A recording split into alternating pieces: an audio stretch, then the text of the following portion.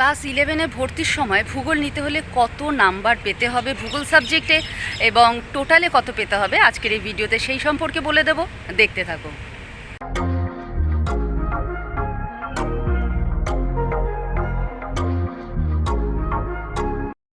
দেখো, কাউন্সিলের যে নোটিফিকেশান রয়েছে বা নোটিশ রয়েছে সেইখানে বলা আছে যে কোনো সাবজেক্টে সেইখানে দেওয়া আছে বিভিন্ন সাবজেক্টে কত পেতে হবে, তবে ভূগোল সাবজেক্টে জিওগ্রাফিতে মিনিমাম 35 পেতে হবে মাধ্যমিক পরীক্ষার যে মার্কশিট বা রেজাল্টে। এবার এক্ষেত্রে একটা কথা বলি যে 35 পেয়ে গেলেই আচ্ছা, টোটালের উপর কোনো কিছু বলা নেই যে টোটাল কত পেতে হবে, কিন্তু এটা তো কাউন্সিলের নির্দেশ, একটা নোটিফিকেশান জারি করা হয়েছে। কিন্তু এটাও বুঝতে হবে যে ভূগোলে 35 পেলেই মাধ্যমিকে যে তুমি এই সাবজেক্টটা নিতে পারবে সেই রকম কোনো কথা নেই। এটা সম্পূর্ণভাবে নির্ভর করে স্কুলের ওপর। 35-এর কম পেলে তো নিতে পারবে না, সেটা কোনো কথাই নেই। তবে 35-এর যদি বেশি পাও তাও পাবে সেরকম কোনো কথা নেই। আমি ব্যাখ্যা করে দিচ্ছি কীরকম ব্যাপারটা।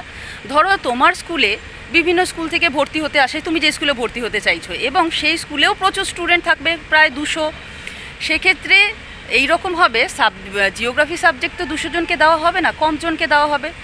এক স্কুলে এক রকম, কোনো স্কুলে 20 জন, 40 জন, 60 জন সব হতে পারে।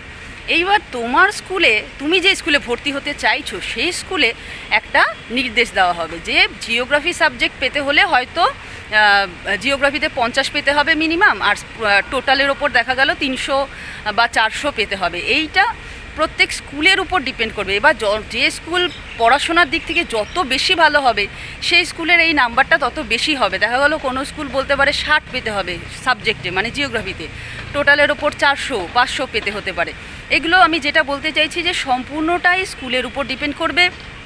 এবং তোমরা স্কুলে যখন ফর্ম তুলতে যাবে তখন কিন্তু একটা নির্দেশ দিয়ে দেওয়া থাকবে কি এই সাবজেক্টে এতটা পেলেই তবে তোমরা মাধ্যমিকে এত নাম্বার পেলেই টোটালের ওপর, এবং জিওগ্রাফিতে এত নাম্বার পেলেই কিন্তু তোমরা একাদশে বা 11-এ তোমরা জিওগ্রাফি সাবজেক্টটা নিতে পারবে। তবে কাউন্সিলের নির্দেশটা আমি আরেকবার বলে দিচ্ছি, মিনিমাম 35 পেতে হবে তবেই তুমি ওই সাবজেক্টটা নিতে পারবে। তুমি ধরো 30 পেয়েছো, 25 পেয়েছো কোনো সাবজেক্টে ভূগোলে, সেক্ষেত্রে কিন্তু এটা কোনো স্কুল চাইলেও দিতে পারবে না, সে যেমনই স্কুল হোক না কেন। আর একটা কথা এখানে বলে দিই যে এর সাথে জিওগ্রাফি নিতে হলে ম্যাথামেটিক্স নিতে হবে কি না এরকম কোনো ব্যাপার নেই, বা ম্যাথামেটিক্সে কোনো মিনিমাম নাম্বার দেখবে কি না, সেটা কোনো স্কুল খুব ভালো স্কুল হলে পড়াশোনার দিক থেকে সে অনেক সময় খেয়াল করে। বাকি কাউন্সিলের নির্দেশ অনুযায়ী কিন্তু শুধুমাত্র জিওগ্রাফি এবং টোটাল নাম্বারটাই দেখা হয়। তাহলে অবশ্যই তোমরা যদি জিওগ্রাফি নিতে চাও ফর্ম ফিল আপের সময়, ফর্ম যখন নেবে ফিল আপের সময় না, আগেই স্কুলে জেনে নেবে, তারাও জানিয়ে দেবে স্কুল থেকে যে কত নাম্বার পেলে তোমরা পেতে পারো।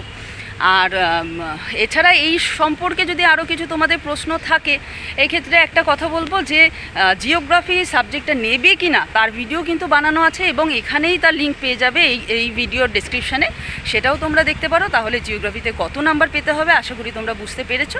তাহলে আজকের জন্য এখানেই শেষ করছি। খুব তাড়াতাড়ি তোমাদের প্রয়োজনীয় আরও অনেক ভিডিও নিয়ে আসতে চলেছি।